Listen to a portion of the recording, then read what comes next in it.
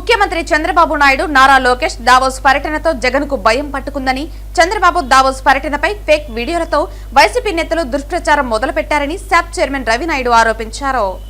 ఈ సందర్భంగా SAAP chairman Ravi Naidu మాట్లాడుతూ చంద్రబాబు నారా లోకేష్ దావోస్ పర్యటనతో జగన్కు భయం పట్టుకుందన్నారు. చంద్రబాబు దావోస్ పర్యటనపై ఫేక్ వీడియోలతో వైసీపీ నేతలు దుష్ప్రచారం మొదలుపెట్టారని అన్నారు. దావాసులో -డిగ్రీ ఉష్ణోగ్రత ఉన్నా లెక్క చేయకుండా పర్యటిస్తున్నారని, సీఎంను ప్రముఖ పారిశ్రామికవేత్తలు కలిసి పెట్టుబడులు పెట్టేందుకు సముఖత వ్యక్తం చేశారని అన్నారు. గ్రీన్ ఎనర్జీ వైపు రాష్ట్రం ముందుకు వెళుతోందని, పారిశ్రామికవేత్తలు ఏపీకి క్యూ కడుతున్నారని అన్నారు.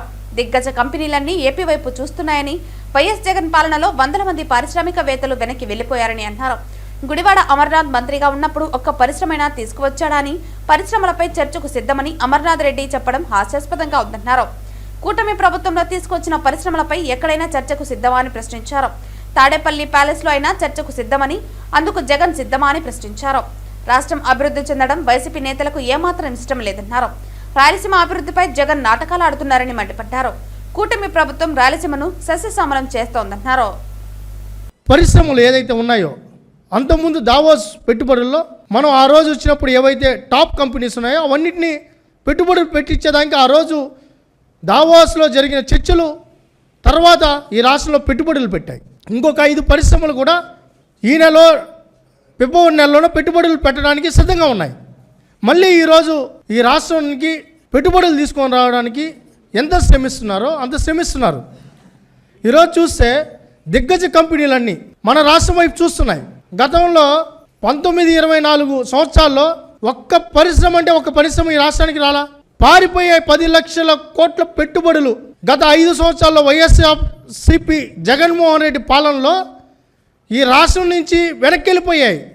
గతంలో జరిగిన ఎంఓయూలన్నీ కూడా ఉపసంహరించుకున్నారు. మాకు వద్దు స్వామి ఈ రాష్ట్రం, మీ పాలన వద్దు, మీ అరాచకం వద్దు అని చెప్పి మీ దెబ్బకి పారిపోయారు. ఆయన ఆ గుడివాడ అమర్నాథ్ మామూలుగా చిత్తూరు భాషలో చెప్పాలంటే అతన్ని చూస్తే గుడిసేడు అమర్నాథ్ అనాలి. ఆయన సవాల్ వేస్తున్నాడు. సిగ్గుందయ్యా నీకు అని అడుగుతున్నావు. సవాల్ వేస్తున్నావా? ఏం పీకేవయ్యా నువ్వు ఐటీ మంత్రిగా? ఏం పొడిచావు? ఒక్క పరిశ్రమ తీసుకొని వచ్చావా? ఇదే మీడియా ఏమయ్యా మీరు దావోస్కి వెళ్ళలేదు, మొత్తం పక్క రాష్ట్రాల అప్పుడున్న కేటీఆర్ గారు కావచ్చు, లేకపోతే కర్ణాటక నుంచి కావచ్చు, తమిళనాడు నుంచి కావచ్చు, ఈ దేశం నుంచి చాలామంది ప్రతినిధులు వెళ్ళారు. నువ్వు ఎందుకు వెళ్ళలేదు? మీ ముఖ్యమంత్రి ఎందుకు వెళ్ళలేదంటే ఆయన చెప్పిన మాట ఏంటి?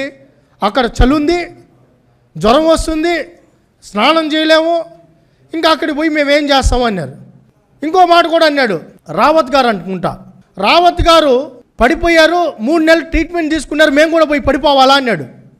ఇప్పుడు ఏమంటున్నాడు? నేను ఎక్కడైనా చలి అని నేను ఎక్కడన్నాను నిరూపించను అన్నాడు. సిగ్గు లేకపోతే ఆ మాట అంటావా నువ్వు అని? కెమెరాలు ఉన్నాయిగా, వీడియోలు రికార్డ్ అయ్యాయిగా. ఈరోజు నీ పేరు కొడతానే గుడ్డు మంత్రి, ఏకల మంత్రి, దుప్పటి కప్పుకున్న, రగ్గులు వేసుకున్న ఏదైతే ఆ కార్టూన్స్ కనిపిస్తాయి నీ ఫోటోలు, ఆయన లోకేష్ గారికి సవాల్ ఇస్తున్నారు. పరిశ్రమల మీద చర్చకి సిద్ధమంట. నవ్వాలా ఏడవాలా మాకు అర్థం కాల. పరిశ్రమల మీద కూడా ఆయన కూడా చర్చిస్తాడంట. నువ్వు వార్డుకి ఎక్కువ, బూతుకి ఎక్కువ, వార్డుకు తక్కువ. కర్మ కాకపోతే నువ్వు కార్పొరేటర్గా ఉంటే నేను తీసుకుని పోయి ఆయన ఎవడు దిక్కు లేకపోతే ఆ జగన్మోహన్ రెడ్డి ఆ వేవులో నువ్వు ఎమ్మెల్యే అయ్యా, మంత్రి అయ్యా, నేను తీసుకొని పోయి ఐటీ మంత్రిని చేశా. ఈ రాష్ట్రానికి పట్టి దరిద్రం నువ్వు. జగనేమో దరిద్రం అనుకుంటే ఇంకో దరిద్రం నువ్వు. ఏం పొడిచావని అడుగుతున్నాం మేము.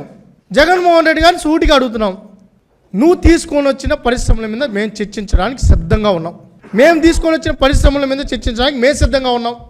అది తాడేపల్లి ఇంటి ముందరైనా, విశాఖపట్నం అయినా, ఎక్కడైనా చర్చించడానికి సిద్ధంగా ఉన్నాం. సవాల్